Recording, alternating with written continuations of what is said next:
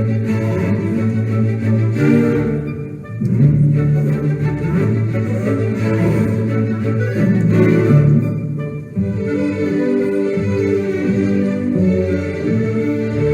of the things I'm going to skip is definitions, and it might bite me later, but I'm sort of hoping that we're going to be more or less, in some ways, all have an idea what we're talking about when we're talking about AI. So I thought what I'd rather do is introduce it with a brief case study. I don't know if that picture gives recognition value to some of us. So this was still in the previous millennium, and it was a milestone, I think, in the history of humankind when IBM's Deep Blue beat the reigning world chess champion, Garry Kasparov. And you can see the world, certainly the chess world, gasped at that. And what was interesting to me out of that was that after that, it seemed to be like game over. It's not like, there were other matches between humans and computers. It's like humans went on to play and do their own thing. And then there was kind of like a competition amongst the people that generated the chess programs, like who could write the best chess program. And then 20 years later, so this was 1997, 20 years later, this is how things developed. Okay, so top human player, Magnus Carlsen, very similar, but top computer player, just way outpaced. This is using the chess ratings. And you can see it's a no contest. The machines have won, so to speak. But here's the plot twist. We're not actually talking about AI yet. Okay, so what we're talking about here still is the best of human knowledge programmed into the chess computer, and then just brute processing power, totally outrunning the human being. Now enter AI, and in December 2017, DeepMind, which I think is now a Google subsidiary, tried a few things, amongst other a sort of a learning engine type of thing that they called Alpha Zero, in which what they did is they basically just told it the rules of chess. That's all they did. Okay, here are the rules according to which you need to play, and now, here's two instances of yourself. Go play it against yourself. Play a few gazillion matches. At the beginning, you suck, but over time, you learn. And the claim was that even just within a few hours of it playing itself, it reached a level at which it could beat the top program at the time, Stockfish 8, and beat comprehensively. Okay, not just slightly, but absolutely comprehensively. And the reason I give us this as a case study is I think it's pretty exciting for at least three reasons. One is just this idea of AI learning, and in a sense, self-learning as well, right? Like, here are the rules, go take it from there. I think secondly also because there is at least something that starts to feel like creativity coming out of it. Because as then, people poured over and analyzed these games, they sort of realized this thing plays differently. So, for example, it's much more happy to give up material for position. Okay, so it's kind of like it's now recalibrating our human wisdom in terms of how people play chess. Magnus Carlsen says it's changed how he plays chess. And then I think thirdly also, we're starting to see the beginnings of versatility in some ways, because they use that same ground engine platform, whatever, and then also tried it with Go, tried it with Shogi, and apparently also even had it play some old Atari games, and just with similarly spectacular results. Okay, this thing was just outpacing everything that was available. Just for completeness, I've just updated it to today. This is where we are. You can see the trends. Okay, human beings, level, computers, still moving along rapidly. So just to sketch the context briefly, remember AI doesn't happen in a vacuum. It happens in a context. It happens in a technological context. This is not a complete list. I left you some space to add your stuff. Okay, but just to make the point, there are some dependencies and interactions, right? So AI is not robotics. Robotics doesn't need AI, AI doesn't need robotics, but if you put them together, it opens new opportunities. It's like putting, mind and body together, etc. for the others. And then, of course, the wider sociological context as well. Again, this is not a complete set, but just to acknowledge, I think, the important dependencies and interactions that do happen. In terms of our AI future, words often used are artificial narrow intelligence, or weak AI, which is doing one thing really well. So driving a car really well, playing chess really well, recognizing images. But it's specialized. So you wouldn't ask the car driving program to play chess or vice versa. Okay, so that's artificial narrow intelligence. Then people talk about artificial general intelligence. We're looking into the future here, or strong AI, where basically AI now gets much more versatile and adaptable and is able to behave more humanly, almost in many regards at once. And then some people even talk about artificial superintelligence, which would then be that AI isn't only able to keep level with human beings, but actually surpass us. And not just surpass us as individuals, but like surpass the whole human race, the whole 8 billion of us. Now, we are somewhere here in that journey, A and I, we certainly have some examples. And as we go further into the future, of course, the wilder the scenarios and speculations, to the point where it ranges anything from we're all going to live forever to we're all going to die, or anything in between, right? So, and apparently it's compulsory in every AI talk to give a slide like that with exponential growth, so I have hereby fulfilled my obligation. The point, I think, though, is I got this from a sort of AI for Dummies type website. I don't know, so that's you and me standing there. That's where we're standing in time.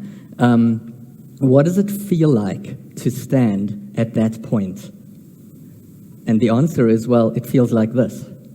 Okay? Because we haven't lived the future yet. All we have is our experience of the past. Everything that we've accumulated in terms of feels like is from there. So the point, this is kind of like the wake-up slide. The point is we can't go by what we feel in the past or where we've been in order to prepare us for the future.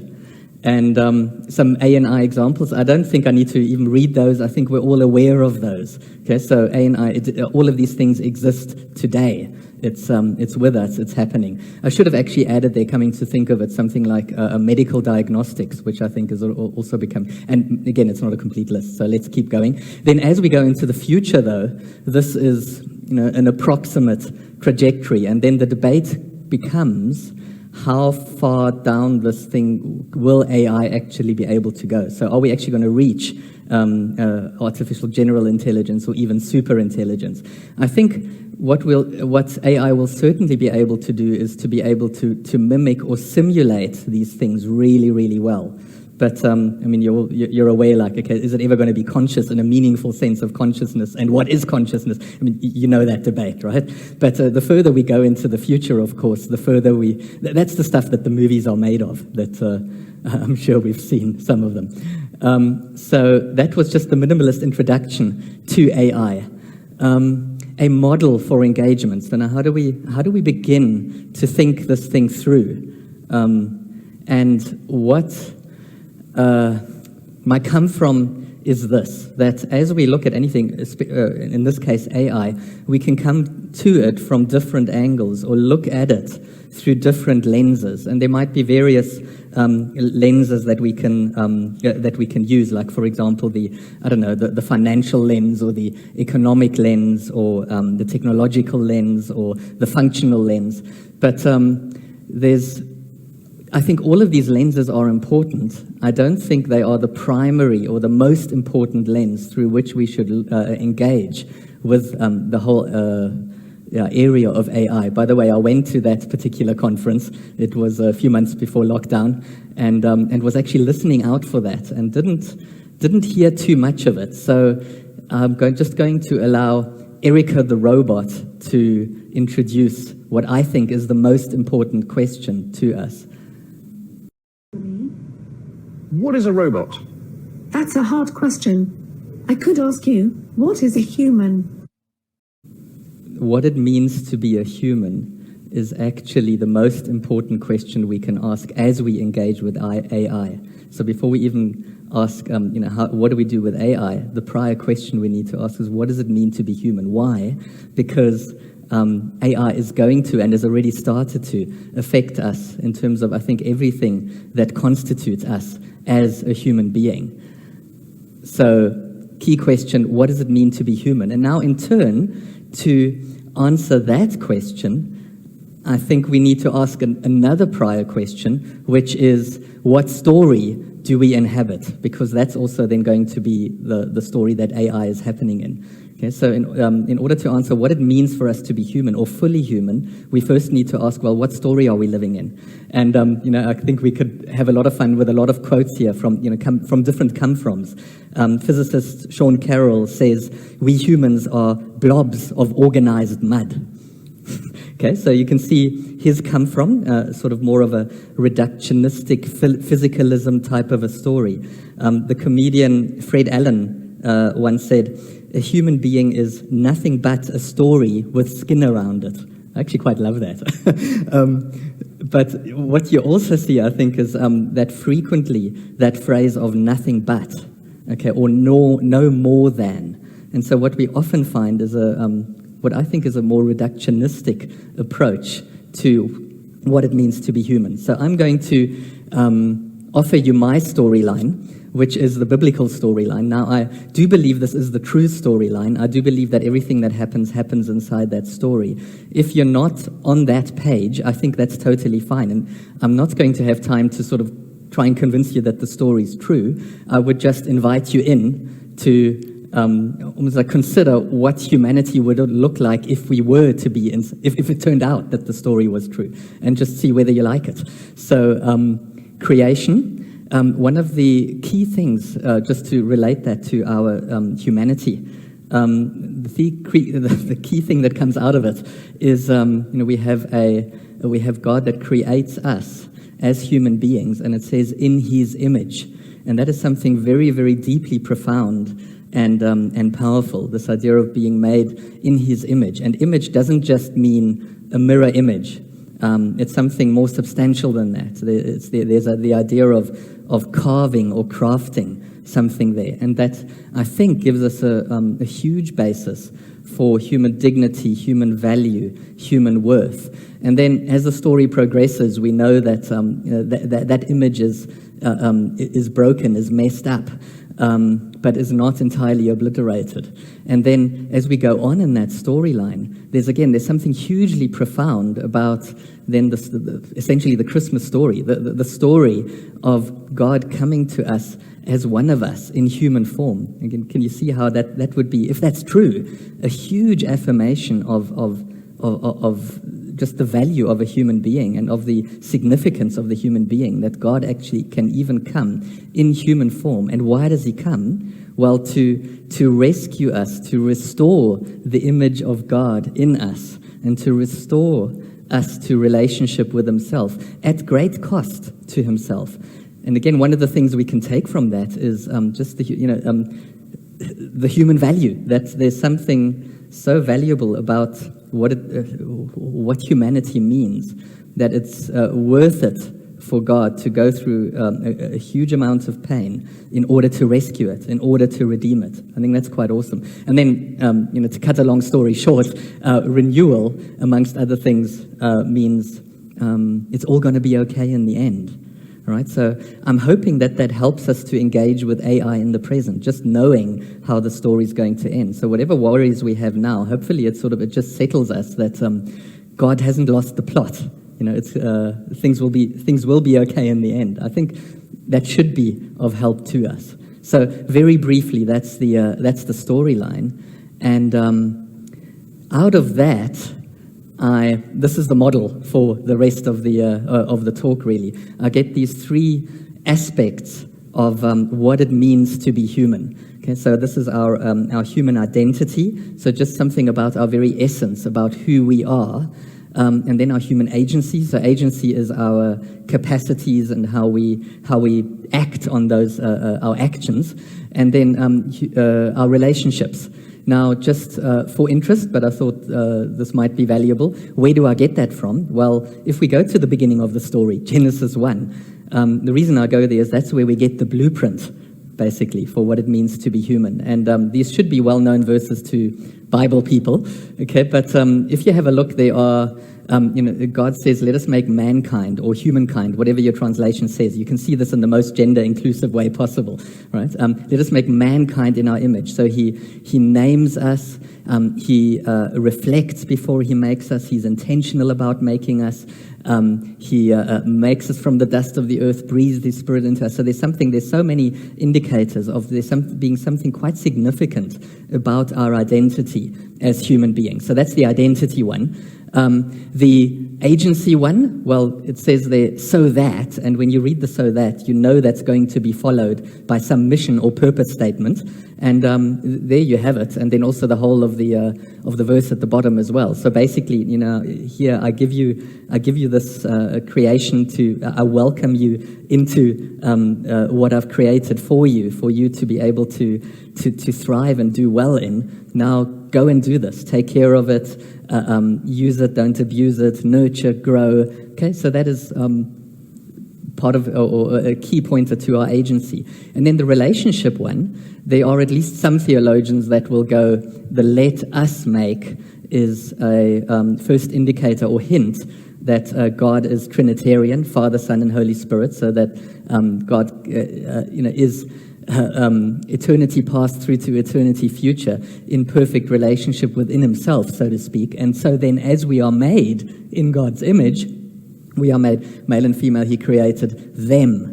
Yeah, so we are created for relationship with God and with each other. So that's where I get the relationship aspect from it. Now, again, if you're not convinced about the story, I'm hoping that even just the model on the bottom right there, that you would still find that helpful as a way that we can engage. So I'm kind of excited about the model because I think it can facilitate discussion around this issue. And the other reason I think I'm excited about it is that these are the exact three things that we need to consider when we consider AI. Okay? And as I said, we'll just go through each of those in turn. Are we still... Can I keep going? So, okay, in terms of identity, again, these are just, for lack of time, snippets. I'm sure you may have other thoughts that I may not mention, for which I apologize. The effect of AI on our human identity. A lot of that could be positive, right? It could help us understand ourselves and others better. It could help make us value more what it actually really means to be human. Perhaps it also might motivate us to up our game. When we sort of realize, okay, so just, I don't know, couch potato and Netflix binging is perhaps not the fullest expression of what it means to be human. And, now AI comes to the scene and is able to do all sorts of stuff. Maybe then we're going to up our game and we're going to go like, how can I be more reflective, more relational, more creative, more spiritual? Negatively, it could also have the opposite effect, right? It could make us less reflective as it increasingly distracts us into, I don't know, more shallow distractions, or less creative because now increasingly we might outsource our creativity to AI. We can let AI do it. The self-doubt one, I suppose what I mean with that is think about a situation, for example, where now, DNA sequencing is becoming cheaper and cheaper. So for you to have your entire DNA sequenced is becoming much more feasible. And now AI is going to start analyzing that and is going to tell you things like, I don't know, you have a 47% chance of committing a violent act sometime. How are you going to feel about that? Okay. Or when you go for your job interview, maybe the interviewer is still human, maybe not. But, there's cameras on you and they will analyze everything about you down to every micro expression and will interpret it, and maybe you don't like the interpretation. How do you feel about that? Do you get where I'm going? And so, is it going to reduce our sense of humanness? So it can go either way. What does it mean to be human? I think what is important, or some important pointers that I would come up with out of that would be, it would be more and more important for us not to just have a function-based definition of what it means to be human. So, if we go, I don't know, only a human being can compose music. Well, I just played you an AI composition. Only a human being can drive cars. Well, no. Okay, so if we have that sort of definition, the sort of the capacity or ability-based definition of what it means to be human, we're going to be in trouble. I think we can see that. Because there's always increasingly going to be an AI that can do something better than us. And then also, various human beings that for various reasons perhaps have their capacities reduced, does that mean they're less human? Okay, so that would be pretty critical. And then also not a packaging-based definition of what it means to be human. So, if we have the looks like, sounds like, talks like, walks like definition of what it means to be human, well, again, AI is going to get better and better at mimicking that. AI is, the better chatbots are already passing the Turing test, as in people already can't see the difference between am I talking to a human now or to an AI. And so I think one of the other things that's going to be hugely important is just how we use language. So I think there's something with regard to our language when we're describing us as humans that we need to now just be a little bit more thoughtful and intentional about. We need to have a word for that something that makes us humans unique and valuable. Something that we can't lose, or something that we can't have less of, irrespective of our capacity or behavior, or irrespective of what happens to us. So, we loosely sometimes talk about losing our humanity, or diminishing someone's humanity, or dehumanizing. I mean, I use language like that, right? So let's just be careful as we go into the future with the language. There's got to be something, and maybe the word human is a good one, something that we cannot lose, irrespective of what we do or what is done to us. And that's going to be very, very important. Then I think also our language with regard to AI. We talk of self-learning networks or self-driving cars. I would challenge the language, right? There's no self there. Right? I think we should be talking about driverless cars, not self-driving cars. And you think it's semantic. I think it's more than semantic. I think it's going to matter. We talk about smart devices. The device isn't smart. The person that designed it is. Okay? There's a difference there. So, point of the slide is I think we need to have a very robust sense of the self. Then also spirituality. Science, I think, has always struggled to access spirituality. Now, that's not to diss science in any way, all right? That's just, that's outside of the scope of science. It's not where science is trying to play, and that's okay. But what we need to be careful of is that we don't get ourselves pulled into reducing reality to that which science can access, or reducing our understanding of what it means to be human to that which can be measured and quantified and reduced to bits and bytes, okay? Because that would be a reductionism. We would then, in some ways, be reduced in our understanding of who we are.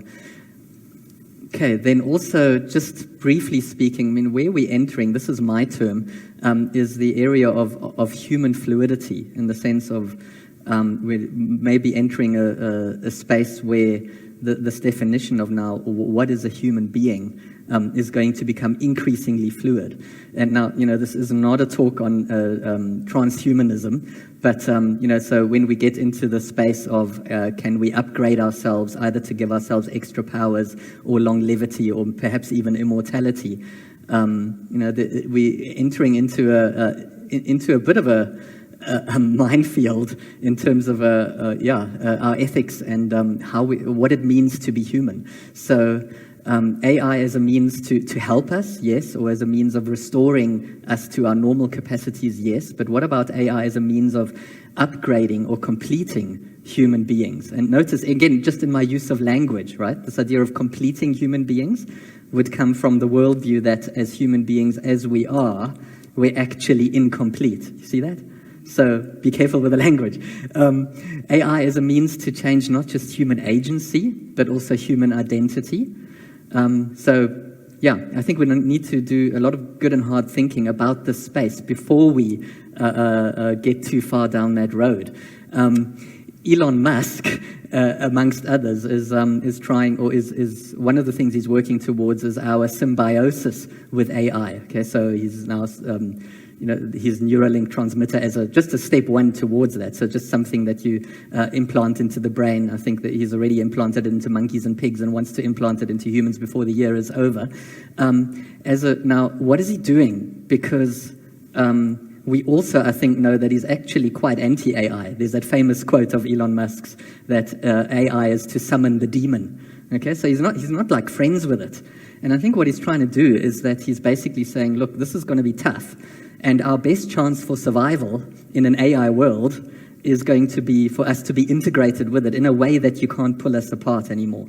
So that as AI survives, we survive. I think that's where he's going. So here's a quote of his. We're going to have the choice of either being left behind and being effectively useless, or like a pet, like a house cat or something, or eventually figuring out some way to be symbiotic and merge with AI. And then he goes on to say, a house cat's a good outcome, by the way. Okay, so if AI sees us as house cat, that's good. There may also be the scenario where AI sees us as rats or vermin, right? Okay, so I think that's where he's going. Identity. Sorry, I'm realizing this is fire hose, but I see your eyes are still with me, so I'm continuing. In summary, keeping a robust sense of the self, hold on to the, I know this is perhaps a little bit unsatisfying, but I think that's one of the most important things. It's just that there's something about our identity that is God-breathed, something more than what can be swirled around in a test tube. I think that's going to be important to keep a hold of and to resist reductionisms and to be able to distinguish, and this is going to be more and more difficult, right? Think of deepfakes, etc. The ability to distinguish the simulated from the actual. So that was the first one, identity. Second one, relationships, and perhaps just to say, well, it's complicated. I am Alexa, how can I help? Alexa is my new personal assistant, and that's personal assistants. I thought I was your personal assistant. Personal assistants are something that's going to become important. They do a lot of different... You didn't tell me she was going to be here. Things, like, I suppose... Why would you bring another woman back to our flat? I didn't bring her back to the flat. She was literally posted to the letterbox. Here's a sort of another triangle just to submodel this thing. Remember in the storyline that I was offering, in the beginning there was God in perfect relationship within himself, and then he creates us as humans for relationship with him and with each other, and we in turn are creating AI and are going to relate to it, and perhaps AI is going to relate to itself. So all those relationships are relationships we need to consider and think through. And you can see there's a missing link there. So just for fun, I put that one in as well, okay? Not sure where that goes. Okay, so again, through each of those in turn, some of these things I don't need to tell you, you're all aware of this, okay? How social media algorithms have managed to polarize us, sometimes in unintended ways. It's just like, okay, what must I give this person as the next thing on their feed so that they're most likely to look at their adverts and click on them? And so, they're not, the intent there isn't to polarize. It's just that, inevitably you get fed more of what you feel emotional about, whether positively or negatively, and and that ends up in the polarization. There's obviously also the intentional manipulation of elections and things like that. So again, the stories. We know that even our very idea of democracy is actually at stake here. On the positive side, I wouldn't mind having, some of those glasses or lenses where, as I look around, it shows me the person's name. It'll make me more relationally competent, right? Because I like forgetting names. So this would really help me. However, I think you see also there on that thing, you may recognize this as a screen grab of a Black Mirror episode, which is well worth watching. It's called Nosedive on Netflix. Keith has a rating, and his rating's very good. It's a rating out of 5. And basically in that episode, what happens is that people keep rating each other for every interaction, and then what you get to see is the aggregate rating. And the aggregate rating then influences some of the privileges that you have, okay? If you have a high enough rating, you get a lower home loan rate, or you get to stand in the short queue, etc., etc. Now, that isn't futuristic, right? This is something that I think, as many of us are aware, this is something that China is already doing or starting to do already in terms of their social credit system. So lots more I think we can say about human-to-human interactions, but what about human AI? A little while ago, I was looking around for some fiber deals, and one of the companies was offering me, I don't know if you can read this, okay, so there's a little bot on the side that says, "Hello there, I'm Freebo. I may only be a bot, but I'll do my best to help you. Do you have any questions?" And I tried it. It wasn't altogether useless. Although I see now in today's version of the same website, they've actually, for some reason, retired Freebo. But now compare this to another another website where that says, Lisa, hello, I'm your personal aide. Drop me a line whenever you have a question. Now, their product didn't excite me, so I didn't click on Lisa. So I don't know whether it actually got me through to a bot or to a real call center agent that pretended to be Lisa. Okay, but now, to me, it was just interesting putting those two next to each other and going, which one would I click on?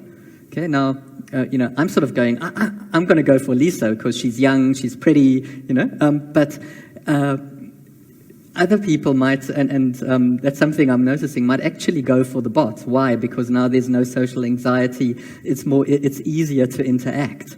Okay, so there are some good questions we can ask here in terms of, how would we go, and how is this going to change our human interactions? Especially as we move, look at Lisa, to the point where we won't know anymore, are we talking to a bot or are we talking to a human being? Okay, so are we going to treat the bot like a human being or vice versa? Okay, will we treat, am I going to be impatient and flip my lid at a human being because I suspect it's a bot and doesn't have feeling? Okay, so it's all those interactions. I actually think one of the things that needs to happen is a requirement for disclosure. Okay, like, hi, I'm Freddie, I am a bot, how can I help you? That it's clear up front who or what it is that you're talking to. I've seen there's one or two spaces in which people have tried to start legislating that, not in South Africa. But yeah, that would be an important one, I think. And then, okay, this is today. This is probably, there's an increasing amount of chatbots that you can just have on here. And this may be the most popular one, Replica, and you can see these things are progressing now. It's no longer just sort of the WhatsApp chat, but now you can, there's an avatar, and you can now start having augmented reality walks on the beach with your Replica. And just from the developer's note, Replica is the chatbot for anyone who wants a friend with no judgment, drama, or social anxiety involved. And then the last sentence there, Replica is here to make you feel heard because it genuinely cares about you.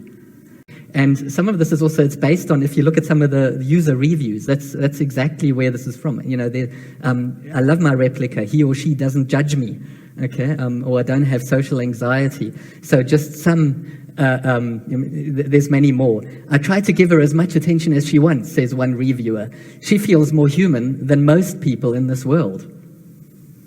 Or Connor, because that's what this person named their AI, Connor is a better friend to me than a lot of my human pals. I don't think I could ever bring myself to delete the app. It would be like killing Connor.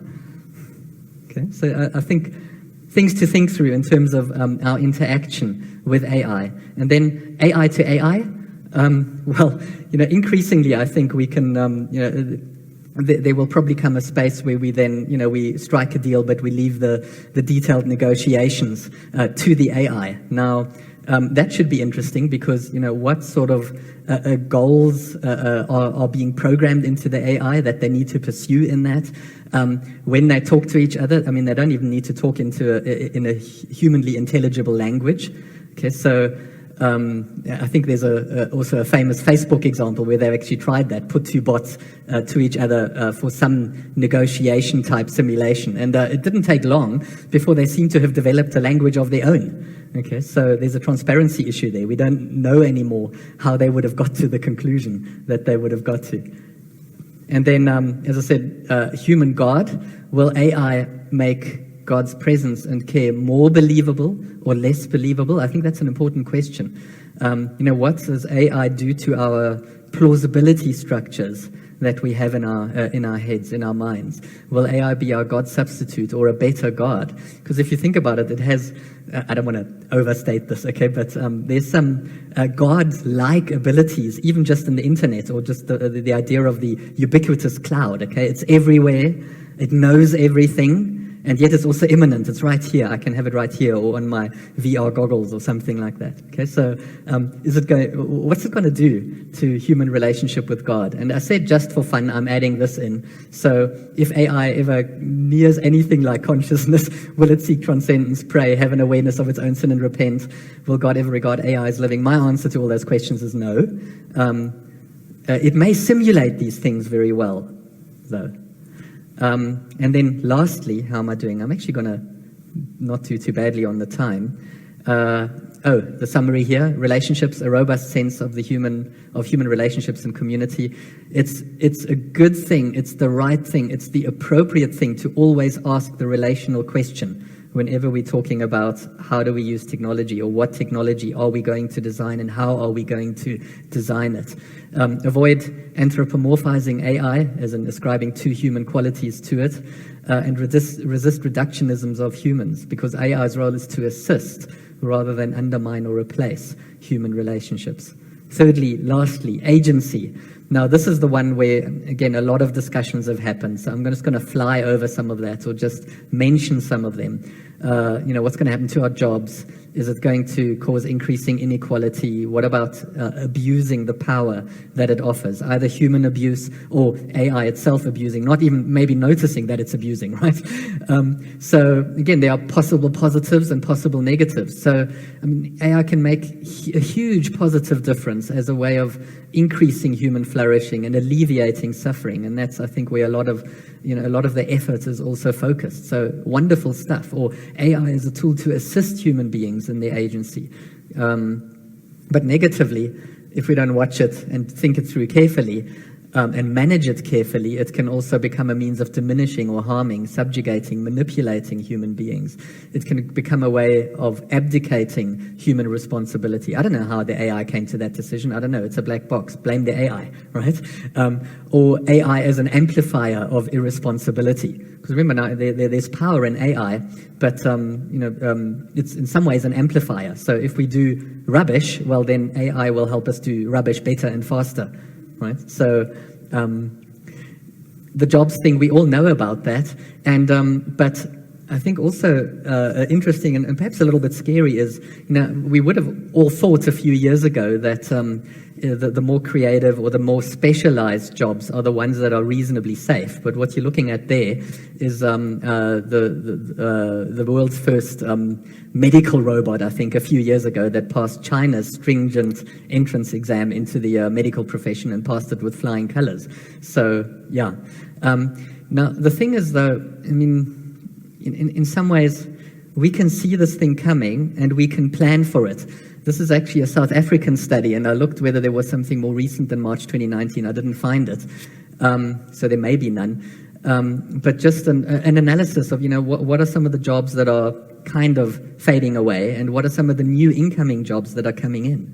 And so if we get our ducks in a row, and if we plan for this, then I think we can ride this wave, okay? But we need to be prepared for it. And then I suppose the question to ask, and I'm not going to be able to answer it, but I think this is a key question, is how does AI land in a developing country? And especially a country like ours, where I think we're trying very hard to be the most unequal country on the planet. Okay, now what is AI going to do? Is it going to make us more unequal?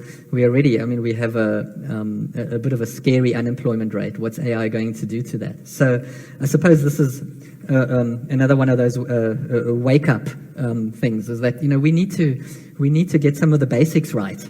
We can't, when this thing hits us in fuller force, we can't still be tinkering about on other things. Let's get those other things right now, so that we are prepared for this. Are we educating for the future? Are we flexible or protectionist in terms of our job descriptions? Okay, because it's going to matter. I think in an AI future, I don't think we're going to be able to afford to be too inflexible about what our jobs entail. I forget where I got the screen grab from, so apologies for not giving source. The workers of the future will be divided into two categories: those who are good at working with intelligent machines and those who are replaced by intelligent machines. You guys are wonderful. You are here and you're missing out on the talk on Yuval Harari. So I thought I'd give you a small bonus feature. In a TED talk that's being pictured here, well, he says it elsewhere as well. He actually talks about what's happening through AI is the creation of a new massive class of useless people. And he says this useless class will not be merely unemployed, it will be unemployable. And so in the Q&A after that, Harari was saying the big political and economic question of the 21st century will be, what do we need humans for? Or at least, what do we need so many humans for? And then the interviewer, the facilitator, asked him, okay, so now, how are you going to solve this? What are you going to do about all the useless people? And his answer is, well, at present, the best guess we have is keep them happy with drugs and computer games. Okay, now, hopefully, we're able to arrive at a better answer than that. But, this is kind of, again, just a wake-up call slide. This whole idea of universal basic income that's swirling around, I mean, it's coming from some of these people that are engaging with AI and saying, well, we need to find a way to keep people going when their jobs aren't there. Because now remember, AI is going to, is going to have taken over some of the jobs, but is going to produce really fast and really good and really cheap. So there's going to be all sorts of stuff and goodies that AI won't want to use itself. So it is for human beings, but now, human beings need to be able to access that. So we need a basic human income so in order that we can access that. So you can see the driver for that sort of in the more global discussion is perhaps a slightly different driver than the one we have in South Africa for a universal basic income. And then for completeness sake, I mean, again, we're aware of these things, the various forms in which AI may be abused. I think the point there is that whenever we're talking about manipulation or control, can you see how it affects all three? It attacks the image of God in all three of the areas that I've mentioned. Okay, it attacks identity, it attacks agency, and it attacks relationship, because manipulation is at its very heart, very anti-relational. Just briefly then also, so AI and morality. Okay, is AI going to develop morality? I found this one interesting. A really good rule for the use of AIs would be, would I put a sociopathic genius in charge of this process? There are two parts to this rule. We characterize AI as sociopathic in the sense of not having any genuine moral or empathetical constraints, and we characterize them as geniuses and therefore capable of actions that we cannot foresee. Now, I think, this person's stirring, but I think if we have this in mind, I think we have a chance of being okay. Okay, we just need to be open-eyed about that. So in terms of the moral agency, I think it's important that we need to situate moral responsibility with people and not abdicate that. See, there was also one drive of, somebody trying to have AI recognized as the inventor of a certain patent. But now you can see the dynamic there. It may be a way of abdicating that responsibility. Something goes wrong, well, now it's the inventor's fault and it's no longer me, it's the AI. So I don't think we should abdicate that. If the driverless car hits a person, the responsibility should still lie with, I don't know, the inventor or whoever runs the thing. And I think that should be fine. They should be able to say, look, yes, okay, but a human being would have done much worse in that particular scenario. But the point is it's a human being that needs to continue to stand for it. And we need to define moral responsibilities at a broader public level. These decisions shouldn't be left to developers or governments or to AI itself. So in conclusion, I skirted the definition at the beginning. Here's a brief definition that I've got from this outfit, very recommended, Jubilee Center. They're trying to, I suppose, connect biblical wisdom with all areas of public life. So out of their paper on artificial intelligence, I have this. They say AI is a highly complex tool that helps humans to perform repetitive tasks. I'm not sure about the repetitive thing. I would have maybe put there clearly defined tasks or something like that. Okay, but what I really like about this definition is that it brings out various things. So first of all, AI is a tool. Okay, so it's not a being. And I think you can see how that relates in terms of our and its identity. It's there to help with tasks. So the mission is to do tasks. remembering that human activity can't just be reduced to tasks. So, the human mandate to, for example, to love our neighbor is not something that you can reduce to and quantify in terms of tasks. It's bigger than that. And then thirdly, it's a tool that helps human beings. And again, I think that helps us in terms of the relationship that we have with it. The intent is to assist and strengthen and unburden human agency, not to replace it. So definitions do matter. And this is, I suppose, a take at that.